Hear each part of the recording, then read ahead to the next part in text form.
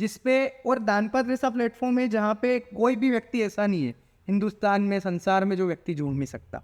अगर आप गरीब व्यक्ति हो तो आप सामान लेके जुड़ सकते हो, अगर आप मिडिल क्लास हो तो आप पूरा सामान डोनेट करके जुड़ सकते हो, अगर आपके पास सामान नहीं है, समय है, तो आप एज अ वॉलंटियर जुड़ सकते हो। और लास्ट जो आता है वो, अगर आपके पास अच्छे सक्षम घर से, तो आप फंड भी डोनेट करके जुड़ जाए। तो यश गुप्ता आपके सामने बैठा है, लेकिन इसके पीछे बैकएंड की बहुत बड़ी टीम है, तो बहुत मेहनत करते हो। कितने लोग हैं आप लगभग, मतलब ऐसे इन ऑफिस?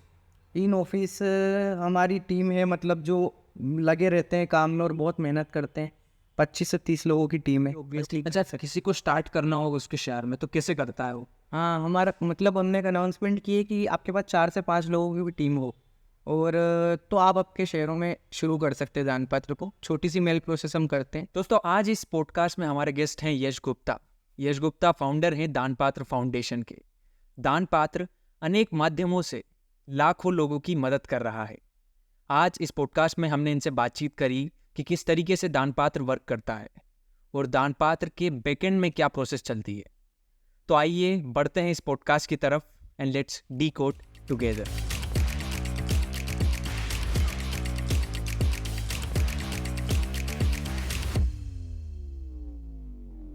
तो यश भाई कैसे हो? बहुत शानदार। आप कैसे हो? बहुत बढ़िया यश भाई। यश भाई हमारे बहुत पुराने मित्र हैं, तो आज हमें इनके साथ पॉडकास्ट किया है। यश भाई, तुम पहले वैसे नहीं थे जैसे आज हो। आज का यश और पुराने यश में ज़मीन आसमान का अंतर है। तो मैं जानना चाहूँगा इसी चीज़ से कि दानपात्र की शुरुआत कैसे हो? जैसे कि आप अंतर की बता रहे हो, तो क्या अंतर ऐसा जो पहले नहीं था और अब है, ऐसा कोई? अंतर देखो क्या है ना कि स्कूल में जब हम साथ में थे तो आप एक इंट्रोवर्ट टाइप थे, मतलब इतने ज़्यादा खुले हुए इंसान नहीं थे, ज़्यादा चीज़ों में घुसते नहीं थे, कोशिश करते थे कि अपने में रहने की, और अच्छा इंसान था। लेकिन अब जो यश है वो काफ़ी ज़्यादा कॉन्फिडेंट है, लोगों से अच्छे से बातचीत कर पाता है और उसके काफ़ी ज़्यादा अच्छे रिश्ते हैं लोगों के साथ, लोगों की मदद करते हैं और काफ़ी कई चीज़ें हैं, बाकी लोग जानते भी हैं।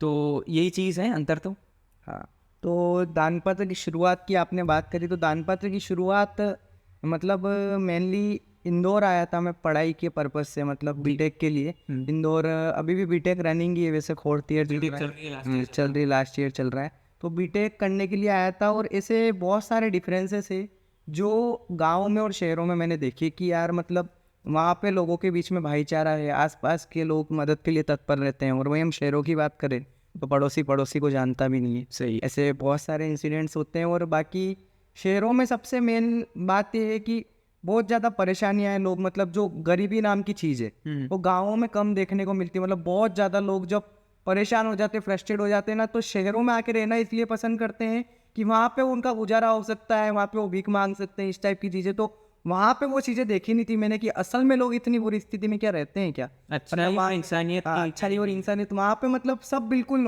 कॉमन था। हाँ। एक ही रतबे के लोग, मिडिल क्लास और किसी के पास, मतलब सब एक जैसे रहते थे। तो यहाँ पे आके फर्क पता चला कि 3 कैटेगरीज होती है। एक बहुत ज़्यादा अमीर इंसान होता है, एक मिडिल क्लास होता है और एक बहुत ज़्यादा लोअर क्लास होता है। वो यहाँ आके मुझे पता चला असल में कि हाँ, ये 3 कैटेगरीज मतलब इंसान में, हाँ, वास्तव में एग्जिस्ट करती है। तो आप अभी जैसे कि क्या काम कर रहे हैं उसके बारे में थोड़ा एलेबोरेट करिए। काम की हम बात करें तो दानपत्र की शुरुआत की आपने बात करी थी, तो मेरा मतलब मकसद यही है दानपत्र को लेके कि देश भर में लोगों की मदद हो, देश भर में लोगों की सेवा हो। हम जितना लोगों के लिए कर सके, जितना हमारे हैंड में है, जितनी मदद हम लोगों की कर सके उतनी करने की कोशिश करते हैं। और एक छोटी सी शुरुआत से आज बहुत बड़ा ग्रुप है, बहुत बड़ी कम्युनिटी है कि आज लोगों की मदद के लिए तत्पर रहते हैं लोग और इंस्पायर हो रहे हैं। सबसे मेन बात कि लोग जुड़ने के लिए इंस्पायर हो रहे हैं। आज लोग बढ़ चढ़ के अपने शहरों में दानपत्र बनाना चाह रहे हैं, तो इससे बड़ी खुशी की बात मेरे लिए कोई हो ही नहीं सकती। सही है, सही। मैं खुद देखो पिछले 3 सालों से दानपात्र के साथ जुड़ा हूँ। जब से मैं भी इंदौर आया, मैं मेरी स्टडीज़ के लिए, उसके बाद मैंने दानपात्र के काफ़ी सारे इवेंट्स में गया मैं।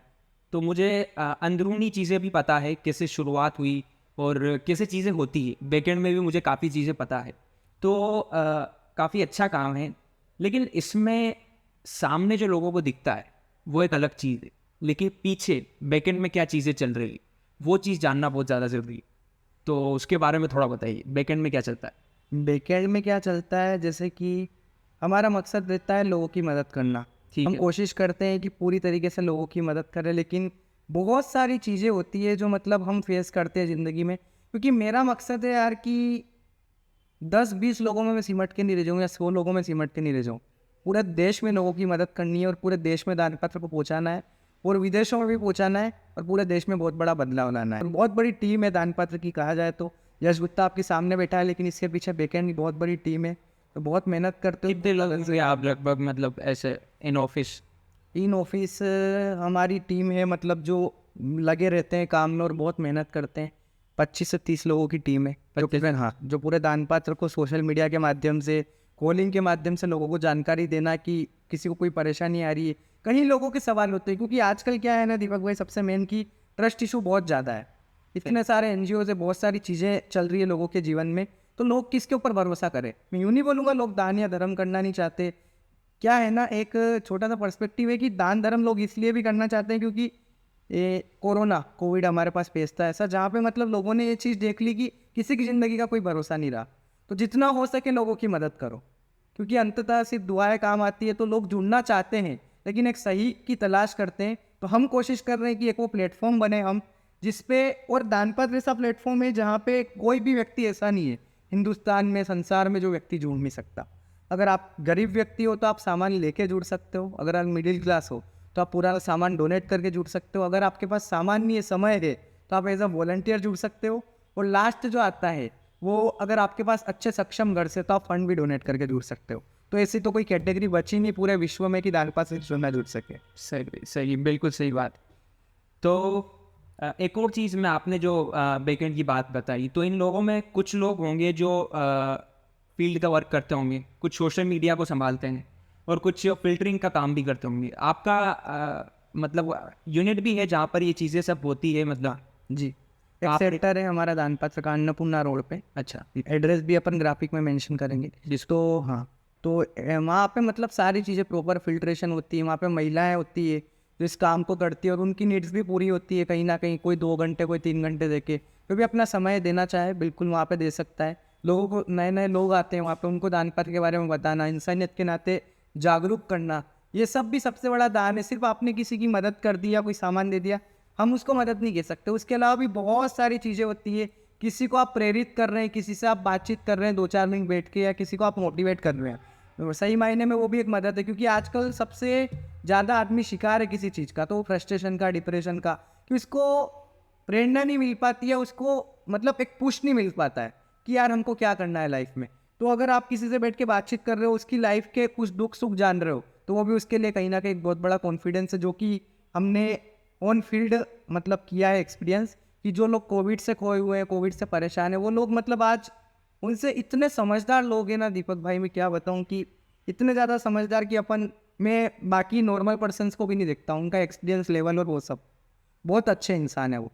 ज़रूरत है तो उनसे कुछ बातचीत करने की, कुछ उनकी ज़िंदगी में बदलाव लाने की कोशिश करने की, तो वो हम देख पाते हैं कहीं ना कहीं। और इंसान अच्छा है तो वो भी एक बहुत बड़ी मदद होती है। आपका समय का दान भी, आजकल आप जानते हैं किसी चकाचौंध भरी लाइफ है, किसी के पास ज़िंदगी में समय नहीं है, तो वो समय देना। और दूसरी चीज़, आपका समय यूँ मत सोचो वेस्ट हो रहा है, इन्वेस्ट हो रहा है। क्योंकि आप भी परेशान रहते हो, डिप्रेस रहते हो, आप उन लोगों से मिलते हो ना, तो आपको आपके जीवन की परेशानियाँ कम लगती हैं, तो आप मोटिवेट होते हो अंदर से। तो भले खुद के स्वार्थ के लिए, लेकिन आप वो कर सकते हो, अच्छा लगेगा आपको। सही बात। चलिए, मैं थोड़ा दान पात्र को एक बेसिक से समझना चाहता हूँ कि कोई, अगर कोई नया आदमी है जिसको समझना चाहता है, तो उसके लिए जैसे आपका एक ऐप है, ठीक है, उस पर जो इंक्वायरीज आती हैं, जिनके पास अनयूज सामान, ये शायद आप बताएंगे तो थोड़ा अच्छे से बताएं। हाँ, तो दान पात्र एक एप्लीकेशन है जिसके माध्यम से कोई भी व्यक्ति अपने घर का जो पुराना अनयूज्ड सामान होता है वो डोनेट कर सकता है। और वो सामान दान पात्र के पास आते हैं, हम उसको फिल्टर विल्टर करते हैं, उपयोगी लायक बनाते हैं कि जिससे वो लोग यूज़ में ले सके, लोगों के काम आ सके। वो पूरी प्रोसेस होती है, उसमें कुछ फील्ड्स फिल करनी होती है, नेम, नंबर, एड्रेस वगैरह, ताकि वो हमारे कॉन्टेक्ट्स में रहे और उनका सामान किस ज़रूरतमंद तक पहुँच रहा है वो हम उनको फ़ोटो वीडियो के जरिए व्हाट्सअप के थ्रू या सोशल मीडिया के थ्रू पहुंचा सके। और बाकी अगर आपको एज ए वॉलंटियर भी जुड़ना है तो आप एप्लीकेशन में अप्लाई कर सकते हैं।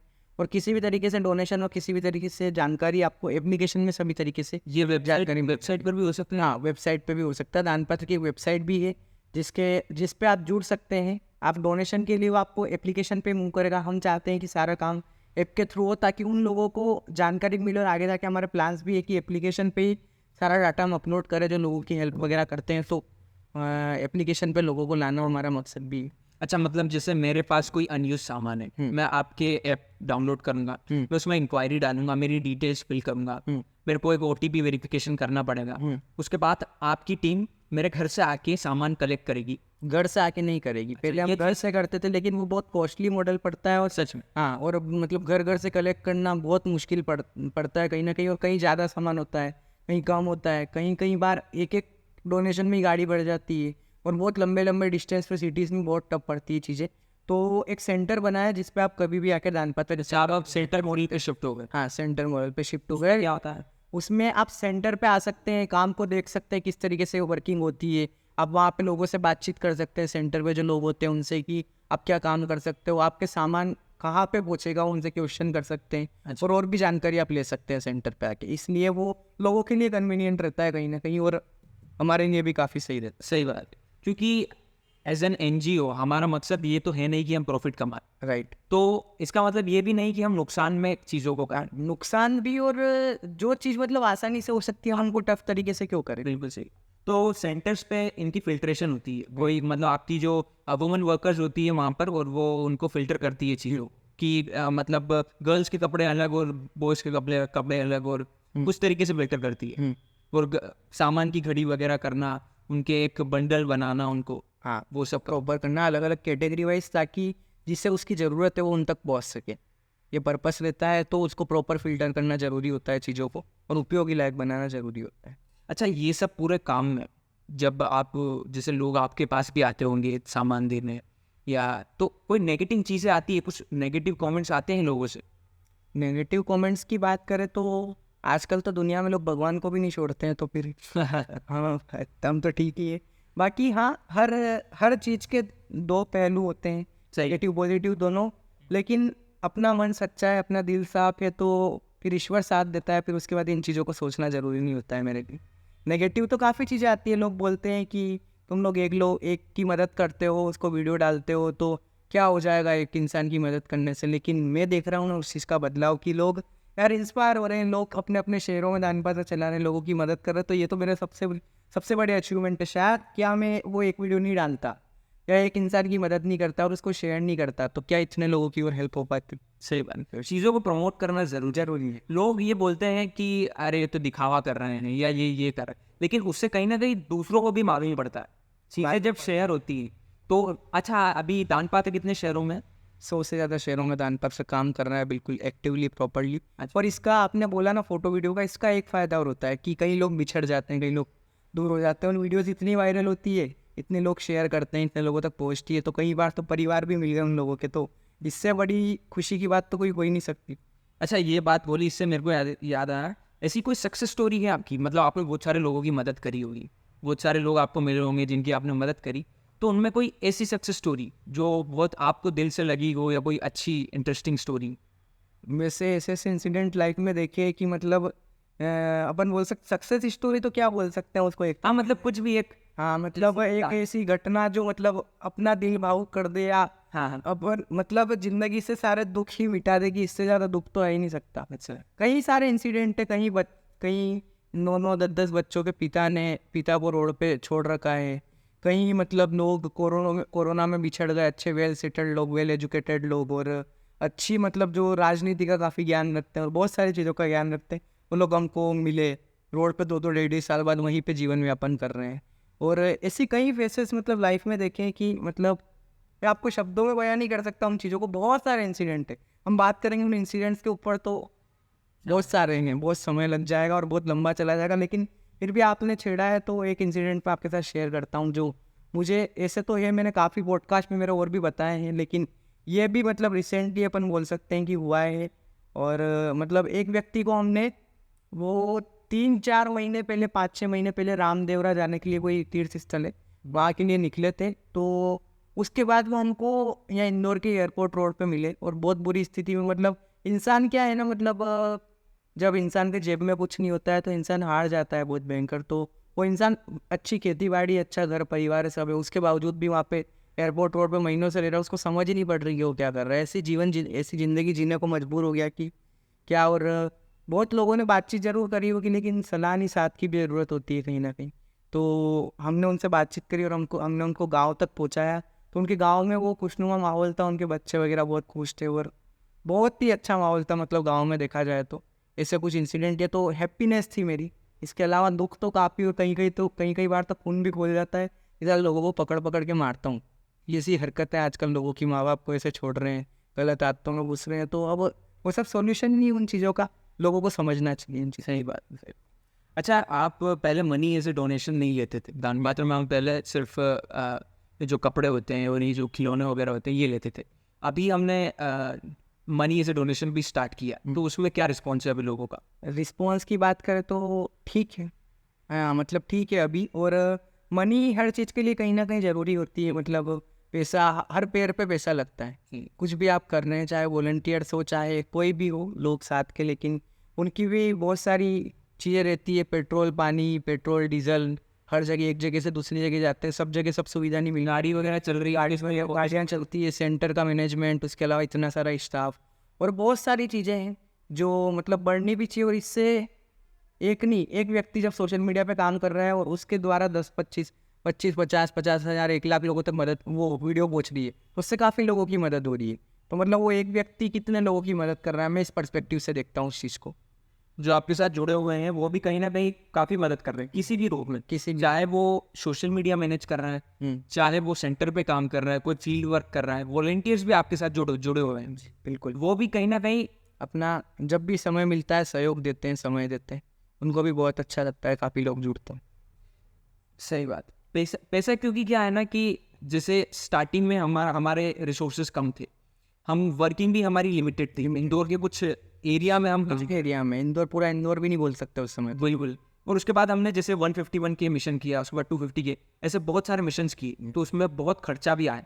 बिल्कुल, क्योंकि बहुत सारी गाड़ियाँ लगती है उसमें, सामान इधर से उधर करने में लेबर लगता है, बहुत सारी चीज़ें लगती है उसमें, बहुत तो पैसा कहीं ना कहीं बहुत इंपॉर्टेंट। अब आप बोल जैसे बता रहे हैं 100 शहरों में दान पात्र चल रहा है, तो उसके लिए कहीं ना कहीं मॉनेटरी ज़रूरी है, मनी का इन्वॉल्वमेंट बहुत ज़्यादा ज़रूरी है। तो फ्यूचर में क्या आप बोल से वैसे?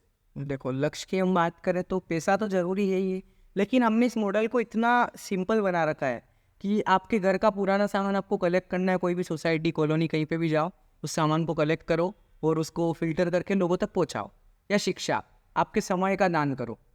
अच्छा, तो मतलब इतना ज़्यादा कॉस्टली, हम इस मॉडल को जितना ज़्यादा सिंपल हो सके करने की कोशिश कर रहे हैं, तो ताकि लोगों को इजीली हम मदद पहुंचा सकें।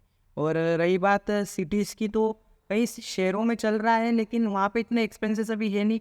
और लोग जिनकी मदद करने की भावना हो तो कुछ कुछ कंट्रीब्यूट करके भी ऑब्वियसली। अच्छा, किसी को स्टार्ट करना होगा उसके शहर में तो कैसे करता है वो? हाँ, हमारा मतलब हमने एक अनाउंसमेंट की है कि आपके पास 4 से 5 लोगों की भी टीम हो, और तो आप आपके शहरों में शुरू कर सकते हैं दान पात्र को। छोटी सी मेल प्रोसेस हम करते हैं, जिससे मतलब उनके डॉक्यूमेंट्स हमारे पास रहे और उनकी जानकारी पूरी रहे। अगर वो आदमी गलत तो, क्योंकि इसमें इसके फ्रॉड भी हो सकते हैं। दान पात्र के नाम पे आज आप जानते हैं, भगवान की दया से दान पात्र के ऊपर लोग भरोसा करते हैं, ट्रस्ट करते हैं। तो हम नहीं चाहते कि दान पात्र का नाम खराब हो और लोगों का भरोसा उठे।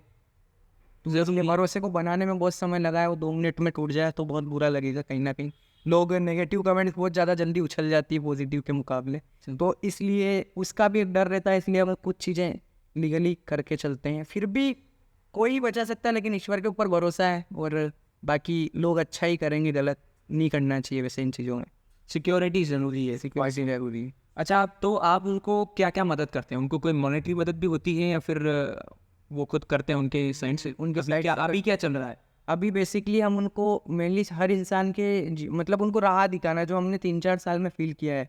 2-3 साल में जो भी हमने हमारे अंदर क्या परेशानियाँ आती है, हमारा सारा एक्सपीरियंस उनको हम शेयर करते हैं। सबसे मेन बात गाइड करते हैं आप? गाइड, कि कहाँ पे प्रॉब्लम आ रही है, इसका सॉल्यूशन ऑब्वियसली हमारे पास तो है, क्योंकि हमने वो प्रॉब्लम पहले फेस करी है, हमको तो पता है वो चीज़ के बारे में। तो हम उनको गाइड करते हैं उन चीज़ों के बारे में। तो वो सबसे बड़ी मदद हुई, देखा जाए तो। रेगुलरली मीटिंग्स भी करते हो? हाँ, वीकली होती है, मंथली भी होती है, और तो मतलब काफ़ी बार हम कोशिश करते हैं। और कॉल के through team any time connect रहती है, तो उसमें इतनी परेशानी आती नहीं है।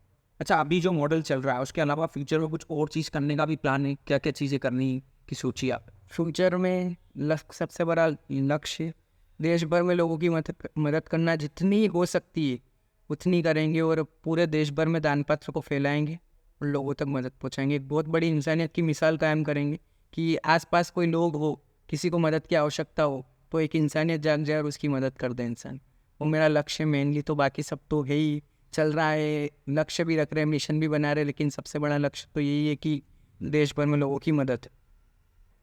यश भाई, अब मैं थोड़ा-सा पर्सनली तुमसे जानना चाहूँगा कि जैसे कि अभी सेम उम्र है हमारी, मेरे खुद के भी कुछ मतलब गोल्स है लाइफ में। मैं भी, पैसों को हम अहमियत देते हैं, ज़रूरी है, बहुत ज़्यादा ज़रूरी है पैसा, और कहीं न कहीं सारे लोग देते हैं। तो पर्सनली मैं पूछना चाहूँगा कि दान पात्र के अलावा और क्या करना चाहते हो? खुद के लिए या अपनी फैमिली के लिए? खुद के लिए और अपनी फैमिली के लिए मेनली मुझे ऐसा लगता है कि आप जब अच्छे कर्म करते हैं ना, तो ईश्वर आपका साथ देता है और आपके गोल इजीली अचीव हो जाते हैं। क्योंकि मैंने जब जब भी टफ फेज देखे हैं लाइफ में, कि मुझे फाइनेंशियली कोई दिक्कत आई हो या कभी भी मैंने इस टाइप की चीज़ों को फेस किया है, तो ईश्वर ने मेरा साथ दिया है, कभी मेरे को प्रॉब्लम नहीं आने दी। और मेरी नीड्स अभी ज़्यादा नहीं है, तो जब भी मैं कुछ सोचता हूँ कि मेरे को ये चाहिए, तो मेरी वो नीड्स पूरी हो जाती है। तो मैं दुआओं में और इन चीज़ों में बहुत ज़्यादा भरोसा रखता हूँ, और आगे बहुत कुछ करेंगे, बिल्कुल करेंगे।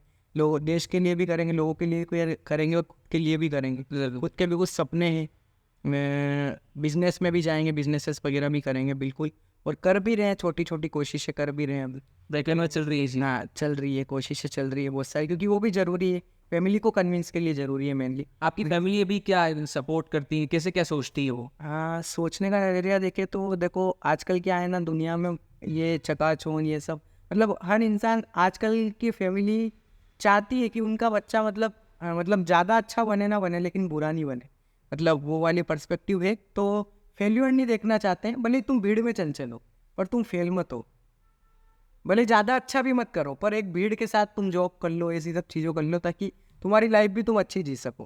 वो वाला पर्सपेक्टिव रहता है। तो मेरा कुछ हटके सोचना है, इसीलिए मैं जल्दी घुस गया इस लाइन में। कहा जाए तो कि मैं मेरे 2-3 साल हाथ पैर वड़ी के लेता हूँ, उसके बाद कुछ नहीं हुआ तो कुछ उनके हिसाब से करेंगे।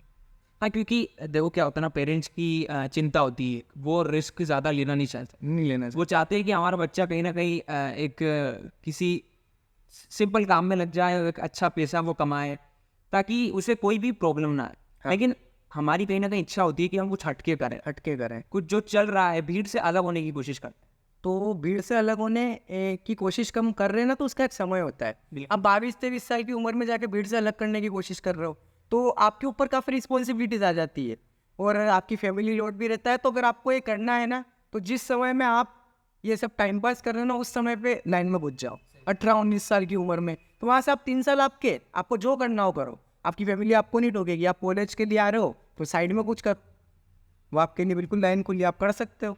तब आपको फैमिली नहीं टोकेगी, पढ़ाई चल रही है तो वही चलने। ज़्यादा ये समय की जो आपने बात करी, इसको मैं बहुत ज़्यादा मानता हूँ। जैसे अभी ये पॉडकास्ट में हमने स्टार्ट की, इसको अभी शुरू करने का कारण ही यही है कि मेरे पास कुछ चंद साल बचे हैं ये सब चीज़ें करने के लिए।